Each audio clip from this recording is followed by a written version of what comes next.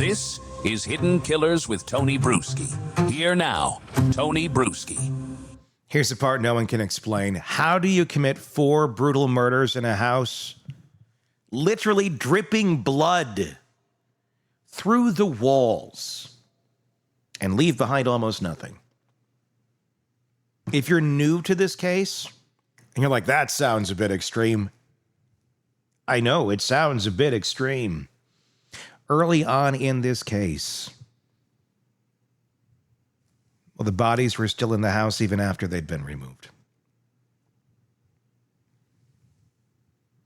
There was blood literally coming out from underneath the siding of the house. You know, where the concrete meets siding, dripping down. It was one of the most disturbing scenes I think any of us have seen in quite some time. It still sticks with you if you remember the moment you saw that as this case was unfolding. So there was that. No bloody footprints, though. No smears in the car. Nothing in his apartment. Just a knife sheath with his DNA. Kohberger's. Left at the scene. In this episode, we're peeling back one of the most unsettling layers of the Bryan Kohberger case, the illusion of perfection. Because what's coming into focus now through witness statements, post-gag order filings, and the creepy breadcrumbs Kohberger left behind is a portrait of a guy who didn't just fantasize about murder. He studied it. He rehearsed it. And when the time came, he executed it with a kind of clinical detachment that left seasoned investigators stunned.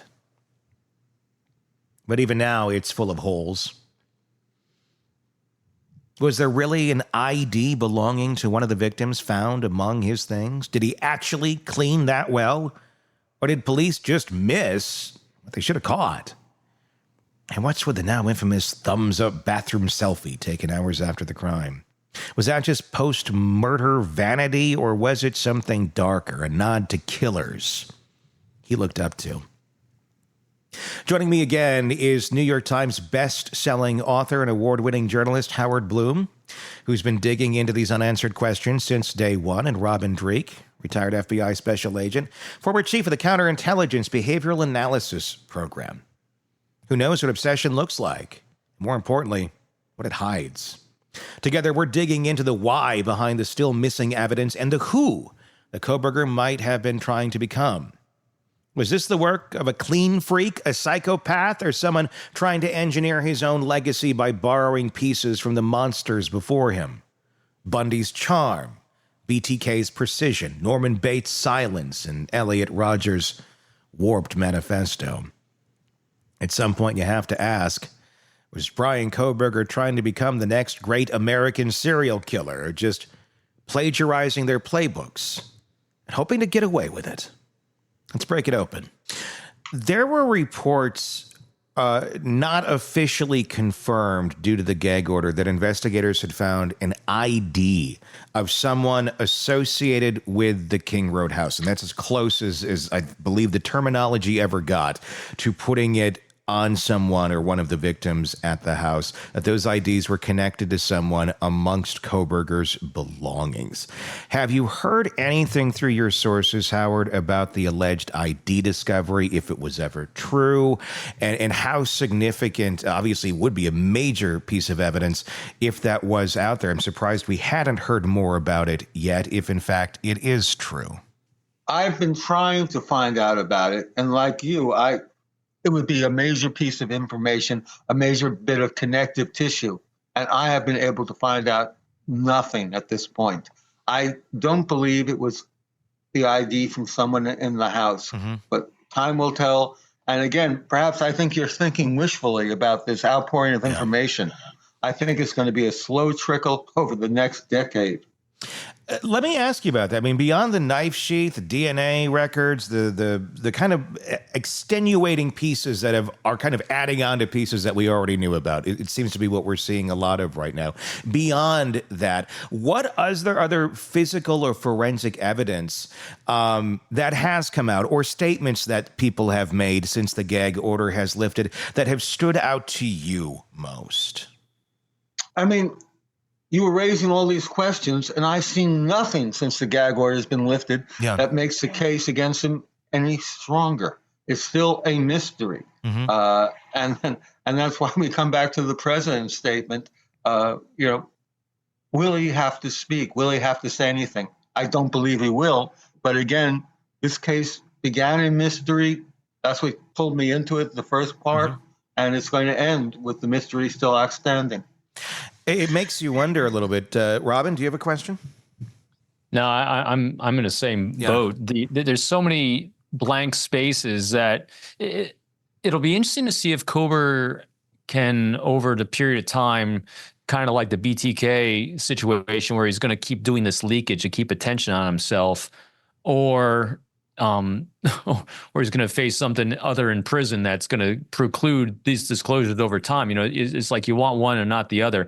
One of the greatest mysteries to me is still how he was able to clean everything so well with such a bloody scene to have zero blood splatter on anything. From what you've heard, do you think that was his exceptional ability to be OCD about cleanliness, or was it any missteps by the investigators to miss it? I think it was his criminal justice studies that allowed him to do it. That combined with his OCD techniques. I mean, there was so much blood in the house that was dripping out of the foundations. We've all seen the pictures of the red rivulets dripping down the side of the house, and yet there's no trail of blood outside the house. That would have been seen by the investigators. There's nothing in his apartment, nothing in the car. Again, it's a mystery. And I'm sure Ann Taylor would have played those points at a trial over and over again to the jury.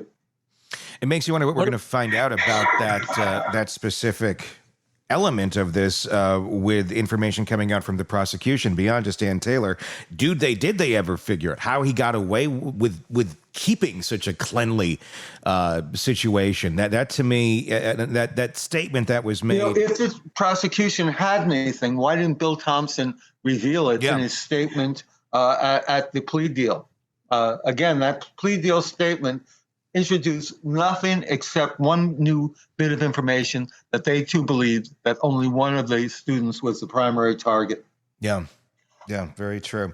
I'm curious what we're going to find out here, and I'm curious to get your thoughts on how much of Bryan in his mind was trying to emulate, and I'm saying this in air quotes, the greats, if you will, or the most well-known killers of the past.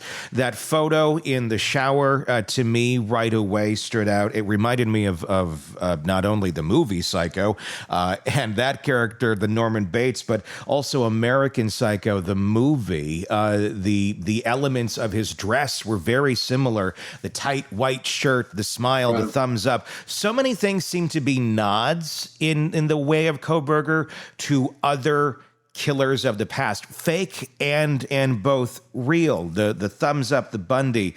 Obviously, there's the elements of the Elliot Rodger. We can talk about that in a moment. But do you think we're going to find an obsession here as they dig further into his life and his past and what he was into, of this idea of identifying with very well-known serial killers, and somehow then that being the folks he looked up to, and part of the motivating factor behind what he was doing, because he wanted to be one of them? It seems that he was putting those nods out there quite a bit, but very few were catching it at the moment. I think he started out as a student, and then he wanted to become one.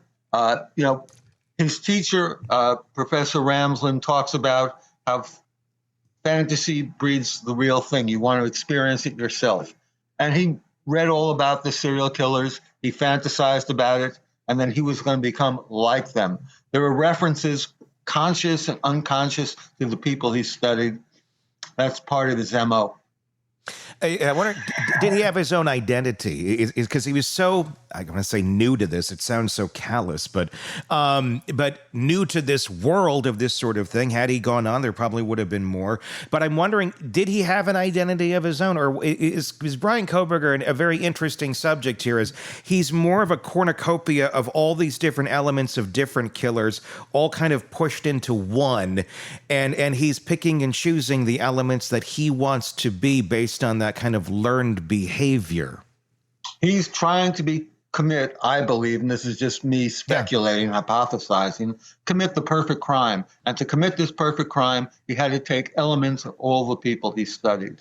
He did his tutelage, and now this was his doctoral dissertation, in effect. Do you think there was all he had learned. Do you think there was one in particular that stood out to Kohberger? Is there anything in his line of thinking that this was the one he idolized the most, or this is the one that he looks back on going, that guy had something going on, whether it be Dennis Rader or whoever it may be? I think that's too coherent a modus of operandi for him. I think he was taking all this and just reacting as a sense of madness. I mean, we go back to that night. Where he was just circling the house trying to find the will to do it. When he finally acts, he pays no attention to the cars in the driveway, the DoorDash driver. He's locked in his own world. He's becoming his own monster. And I think this is what was pushing him forward. Robin? Yeah, that's perfect of what I wanted to go down next, Howard. From all the, even its limited data points, but the evidence we have of him through his life arc so far, he seems to get really stovepiped, and he doesn't seem, like once he gets fixated on something, he creates a plan just for this, and his ability to innovate new data coming in once he's locked in seems pretty limited. And it seemed like that night, with the exception of this, that's why I was curious about your opinion. If he was targeting just Maddie, and I know people have asked this before, but I'm curious about your opinion, and he's fixated on her, you can maybe then understand why the two in the room, but why 4 and not 5 or 6? So my curiosity is that he gets so stovepiped, he can't innovate and solve new problems as they're emerging. And so he had a purpose to go in there. He adapted it somewhat on the way, or maybe it was 4, but I don't think so. And then why not more? Well, again, I'm just speculating. But we all are. Kelly was in the room. She fought for her life. He had to deal with her. He had to kill her in his mind. Santa comes up the stairs. He now sees her. He has no choice but to deal with her. When he chases her back towards her room, there's Ethan. Now he kills Ethan. Why he started to carve Ethan's legs, as the Dateline episode said, that too is a mystery. Then he sits on a chair and rests for a moment and then goes out. I think during that period of rest, he's still locked in his own thoughts. I don't think he saw Dylan at all. I think if she had spoken up, if she said one word, she too would become another victim. But he just went on his own journey out of the house. He had accomplished what he wanted to accomplish. He was this monster now. So let's take a step back for just a second here. A guy commits one of the most savage crimes we've seen in decades, and somehow there's no blood on his clothes, no DNA in his car, no smoking gun, no smoking anything. Just a trail of questions that keeps growing darker the longer you stare at it. And here's the part that sticks. He wanted it that way. This wasn't just about killing, it was about presentation. Symbolism, control, every piece of his behavior after the murders, the photo, the silence, the obsessive planning, the lack of forensic trace.